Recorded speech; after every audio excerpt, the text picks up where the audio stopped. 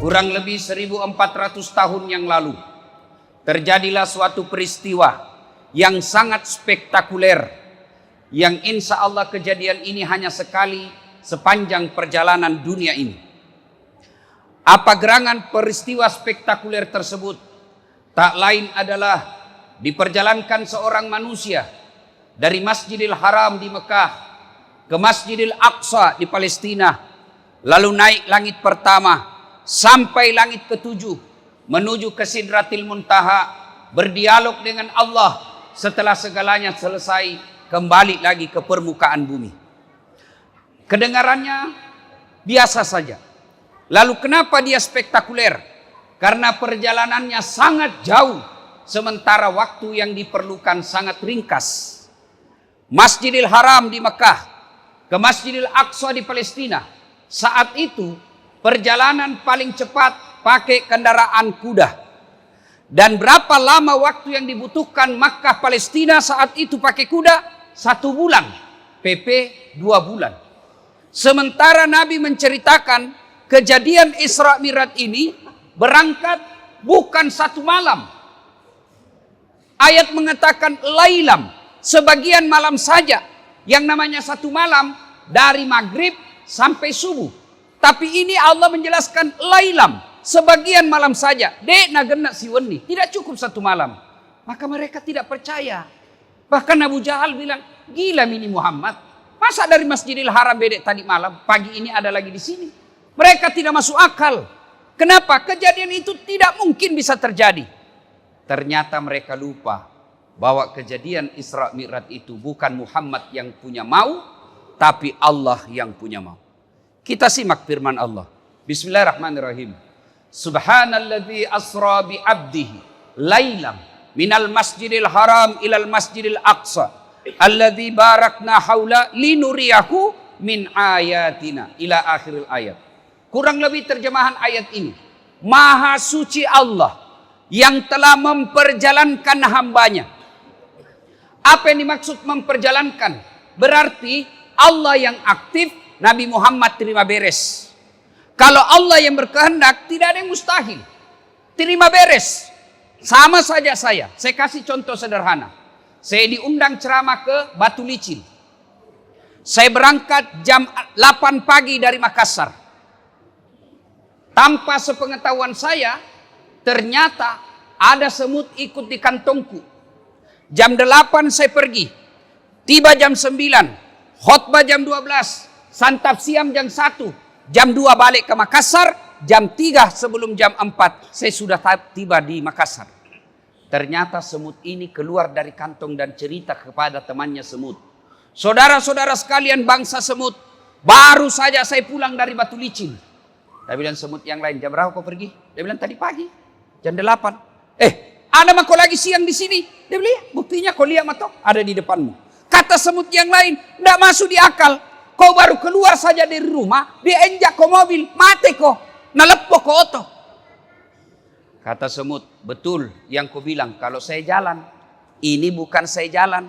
Saya numpang di kantongnya Ustadz Das'ad, dari rumahnya ke bandara naik mobil, dari bandara ke Batu Licin pesawat, pulang juga begitu. Betul saya tidak pernah tinggalkan kantongnya, tapi betul juga saya datang Batu Licin. Tidak masuk di akal. Semut bisa PP Batu Licin beberapa saat saja. Tapi bukan semut yang jalan. Siapa? Das'ad Latif yang jalan. Dia numpang di kantongnya Das'ad. Begitu mestinya kita memaknai kejadian Isra Mi'raj. Bukan Nabi yang jalan, tapi diperjalankan oleh Allah Subhanahu wa ta'ala. Inilah kejadian Isra dan Mi'raj yang kita peringati seperti bulan saat ini, bulan Rajab. Selalu diingatkan buat kita Isra dan Mi'raj. Nah, pertanyaan pertama. Kenapa Nabi diisrakan? Untuk apa Nabi diperjalankan? Dalam Islam ada 2 tahun yang aneh-aneh namanya. 1, tahun gajah. Tahun lahirnya Nabi. Kenapa disebut tahun gajah? Karena ada pasukan gajah yang menghancurkan Ka'bah, dengan izin Allah dihancurkan. Yang kedua, tahun duka cita. Kenapa disebut tahun duka cita? Karena 2 orang yang paling mencintai dan dicintai oleh Nabi meninggal pada tahun yang sama. 1, kakek beliau Abdul Muttalib. Dua, istri beliau Khadijah meninggal pada tahun yang sama. Maka Nabi pada saat itu menyebutnya disebut tahun duka cita. Mestinya wana Nabi tak sedih, Nabi duka cita. Pada saat Nabi berduka, datanglah perintah Allah melalui malaikat Jibril. Jibril, kau jemput kekasihku Muhammad. Saya mau bawa dia jalan-jalan. Saya mau hibur dia. Kemana? Bukan ke Bali. Kemana? Bukan ke Eropa. Kemana? Langsung ketemu dengan Allah Subhanahu wa Ta'ala. Bayangkan, saya saja pernah diundang ceramah ke Istana Wakil Presiden. Bangga saya. Undangan saya itu saya pertontonkan semua kepada keluarga aku di kampung. Ita Kocule, kau lihat ini. Saya diundang ke Istana Wakil Presiden. Baru Istana Wakil Presiden kita sudah bangga. Bagaimana kalau Allah yang mengundang? Allah mengundang malaikat. Melalui Jibril, Allah mengundang Muhammad. Muhammad, datang kau menghadap kepada Allah. Untuk apa? Nah, ada pertanyaan. Kenapa dari Masjidil Haram ke Masjidil Aqsa? Kenapa mesti ke Masjidil Aqsa? Kenapa tidak dari Masjidil Haram langsung naik ke langit? Kan boros. Dari Mekah bisa langsung ke langit. Dari Madinah bisa langsung ke langit. Kenapa mesti ke Masjidil Aqsa dulu? Kenapa mesti mutar-mutar? Kan bisa dari Mekah langsung ke atas langit. Allah menjawabnya dalam ayat berikutnya. Linuriyahu min ayatina. Untuk memperlihatkan sebagian dari tanda-tanda kebesaran kami. Apa saja yang Allah perlihatkan kepada Nabi? Luar biasa perumpamaan. Nabi pernah melihat ada seorang petani yang menanam satu biji. Menanam satu biji. Hebatnya begitu dia tanam langsung tumbuh. Hebatnya lagi langsung berbuah. Luar biasanya lagi begitu dipetik buahnya muncul buah baru. Petik buahnya muncul buah baru. Subhanallah. Tanam langsung panen. Di kampungku tanam gagal panen. Ini tanam langsung panen.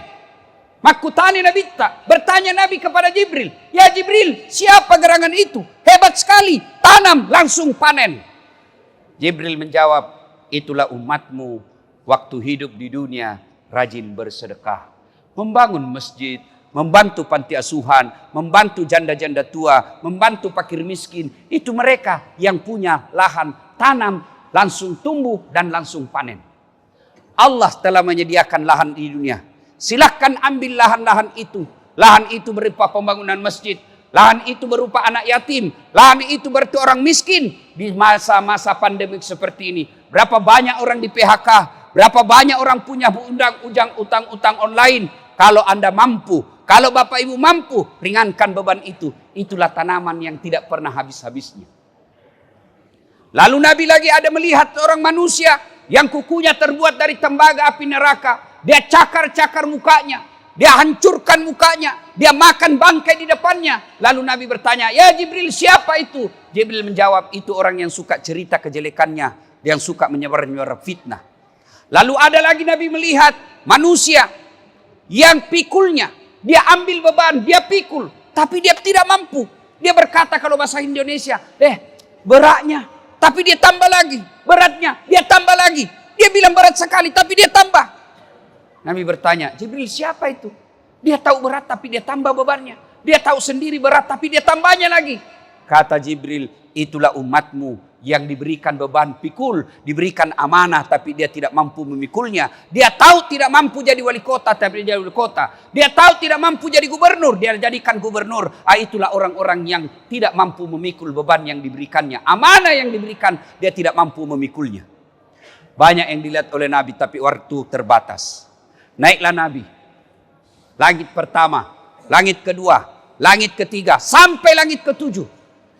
Menuju ke Sidratil Muntaha. Sidratil Muntaha menuju ke Mustawa. Ketika sampai di Mustawa, malaikat Jibril berkata, ya Muhammad, saya tidak bisa masuk area ini. Kamu saja yang diizinkan Allah.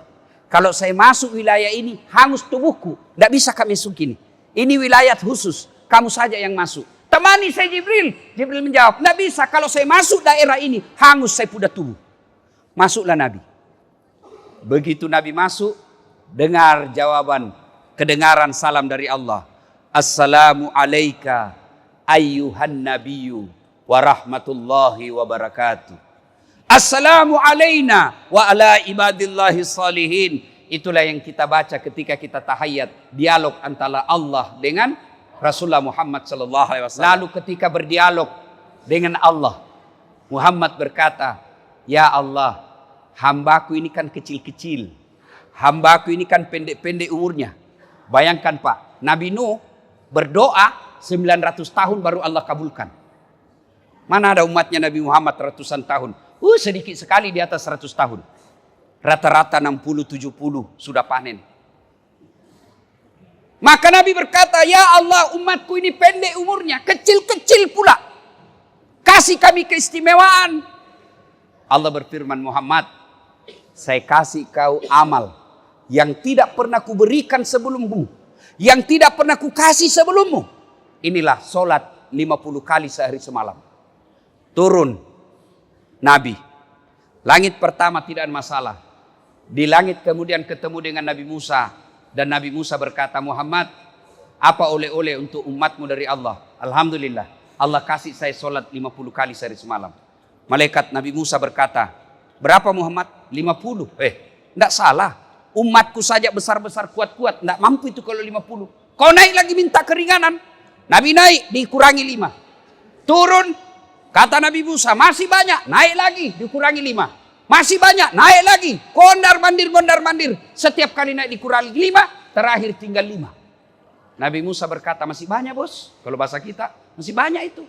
Di sini kelihatan cerdasnya Nabi. Kata Nabi, "Setiap kali saya naik 5 kali kurang. Sekarang tinggal 5. Kalau saya naik lagi, tidak ada yang bisa dapat. Sebentar Muhammad, Musa, nanti kita lihat." Ternyata apa yang dicemarkan Nabi Musa betul adanya. Sekarang saja yang tinggal 5 Pak. Masih ada yang hari Jumat saja datang. Itu pun paling terlambat datang, paling cepat pulang. Orang khotbah dia tidur. Bagaimana kalau jadi 50 Pak? Tidak ada waktu lagi menjadi penambang. Bagaimana seandainya jadi 50 kali sehari semalam? Tidak ada lagi waktu untuk dagang. Keluar rumah, hayya alas salat. Salat lagi, tunggu dulu, masuk lagi. Begitu keluar mau naik mobil, hayya alal falah, salat lagi. Alhamdulillah tinggal 5. Maka jangan sampai Bapak alaikan ini 5. Panjang perjalanan pulang Nabi. Dikisahkan kepada kaum Makkah waktu itu. "Ayuhan nas, wahai penduduk Makkah, baru saja saya pulang dari Masjidil Aqsa." Wah, tidak ada yang percaya. Bahkan Abu Jahal pidato, "Saudara-saudara sekalian bangsa Arab, inikah Muhammad yang kau percaya sebagai Nabi? Ternyata dia orang bohong, sudah gila. Katanya dia dari Masjidil Aqsa tadi malam, hari ini sudah ada di Makkah." Tidak masuk di akal. Begitu juga kita. Diceritakan tentang sholat, masih ada yang berkata, "Tidak usah."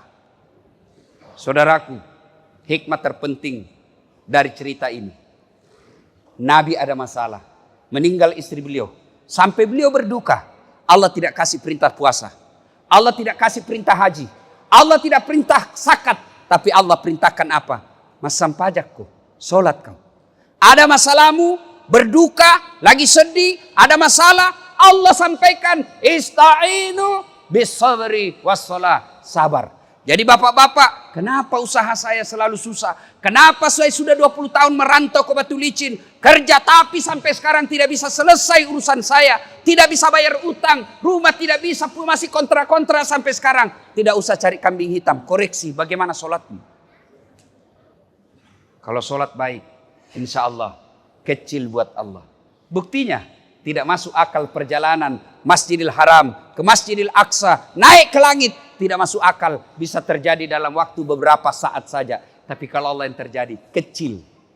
Bagaimana caranya Ustadz? Kita ini hanya pegawai-pegawai, mana bisa naik haji? Itu menurutmu. Tapi menurut Allah ada cara lain. Allah kasih. Bagaimana caranya? Jangan pikir bagaimana caranya. Allah yang pikirkan caranya.